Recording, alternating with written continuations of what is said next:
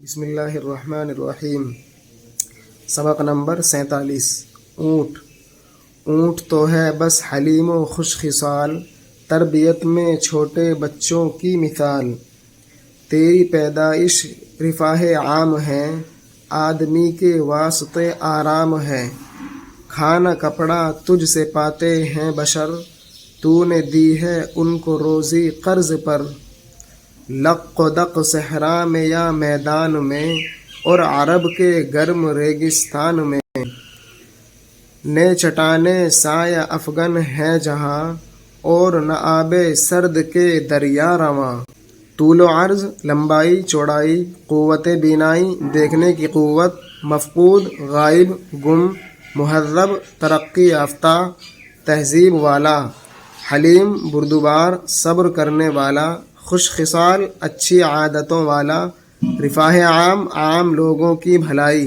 لق و دق چٹیل میدان، صحرا جنگل، ریگستان ریتیلا علاقہ، آب سرد ٹھنڈا پانی، اور ہوائے گرم کو جنبش نہیں، بال مرغان خوش الحان سے کہیں۔ تو وہاں کے مرحلے کرتا ہے طے، دن بدن اور ہفتہ ہفتہ پے بپے۔ قیمتی اشیاء ہے تیری پشت پر، تاجروں کا ریشم اور شاہوں کا زر۔ تودا تودا تیرے اوپر لد رہا، ہے بھرا گویا جہاز پر بہا۔ جب کہ ہفتے چند جاتے ہیں گزر، اور تھکا دیتا ہے راکب کو سفر۔ اونٹ گھبراتا نہیں تو بار سے، دیکھتا ہے اس کی جانب پیار سے۔ گویا کہتا ہے کہ اے میرے سوار، ایک دن تو اور بھی ہمت نہ ہار۔ راہ میں کم ہمتی سے مت پھسل، صاف سر چشمہ ہے آگے بڑھ کے چل۔ مجھ کو آتی ہے ہوا سے بوئے آب، نا امیدی سے نہ کر تو اضطراب۔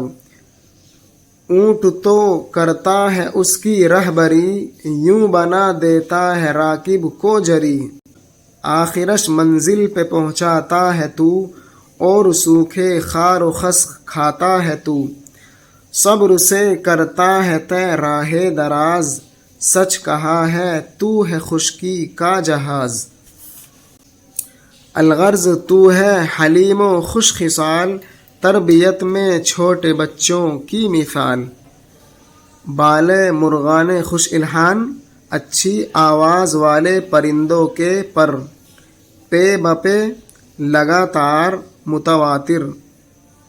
تودا تودا ڈھیر کا ڈھیر، ٹیلے کا ٹیلا، جہاز پر بہا بیش قیمت چیزوں سے لدا ہوا جہاز۔